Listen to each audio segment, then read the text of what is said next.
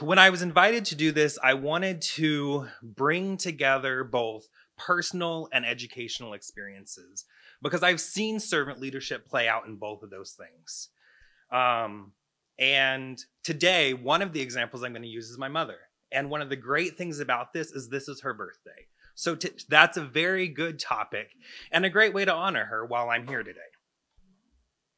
So, servant leaders, you asked for a reminder of what does this mean? How do we turn this into practice? What does this look like? And so, in the big picture, servant leadership is about creating a culture so others can realize their full potential. How do we do that? What does that look like? And that's something that we can do in our personal lives, our professional lives, in any way that we engage. We can do that by serving others. We can do that by providing resources and support. We can do that by removing obstacles. And that removing obstacles, that providing resources, that providing support, that's one of those through threads that help us think about how are we not only practicing this, but making sure that we're not disenfranchising others as we move through this. Who benefits when and why is a great way to think about what we do and why we do it.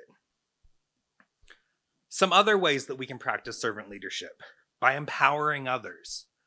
Sometimes delegating work can be empowering others. Sometimes coaching people can be empowering others, helping them realize what they are capable of, not just doing what you want them to do.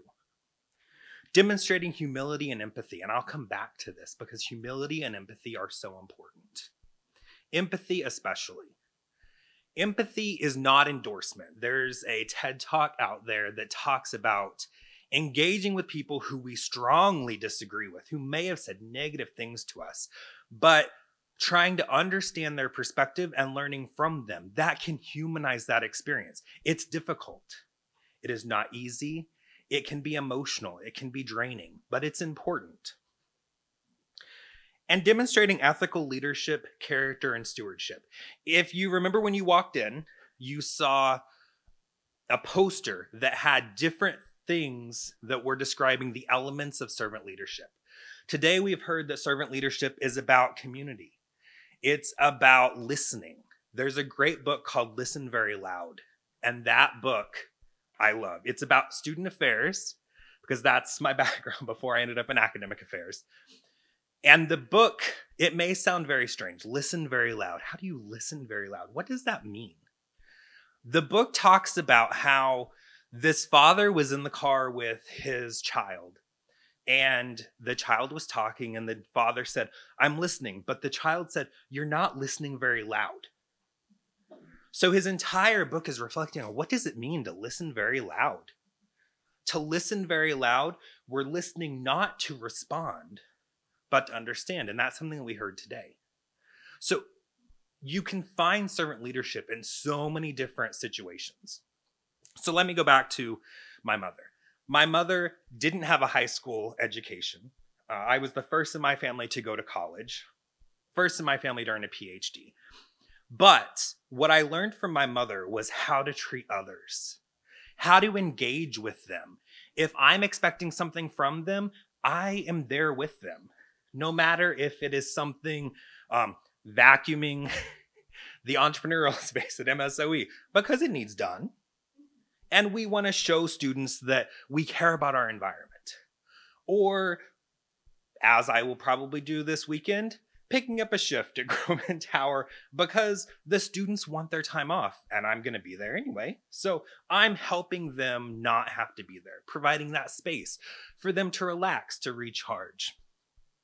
Those are things that I learned from my mother. Now, growing up, I saw them and I'm just like, why is she always busy? Why is she always this? But now I realize she was always busy because she was always serving others.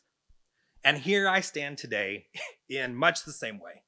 I probably am busy 7 days a week, much to most people's surprise. But that's because I enjoy what I do. When I'm not working on the grant with Deanna and our colleagues across the nation, I am engaging with students in a very informal way in Groman Tower. Being present helped me build that relationship. It wasn't forced. It was very natural. Now I do a Sunday breakfast for them. So I bring in donuts and muffins and bananas. And that's something the students can look forward to. Now it's a big building. It has a couple hundred people in it. But I have the ability to provide that little sense of community to them. That little sense of food security. Because sometimes we think about college students and we think, well, they're paying to be there. They have to have money. But they don't.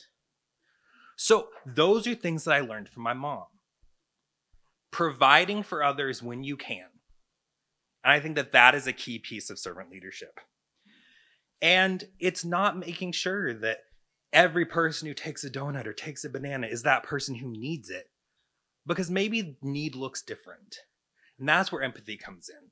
It doesn't matter if they have a refrigerator full of food, because they may be down there to get that food because they see others, because they build community. We dressed one of our workers at Groman Tower up as a unicorn one Friday night. And it sounds insane, but it worked.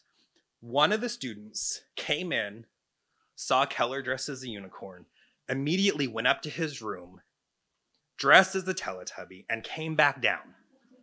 And so now we have a unicorn and a Teletubby standing in the lobby of Groman Tower, talking about engineering. Because that makes perfect sense. But that's community.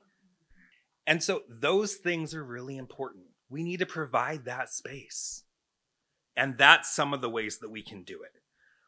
So empathy, empowerment, and displaying that character so that others can learn from you, that's really important in servant leadership. Good? Thanks, Laura.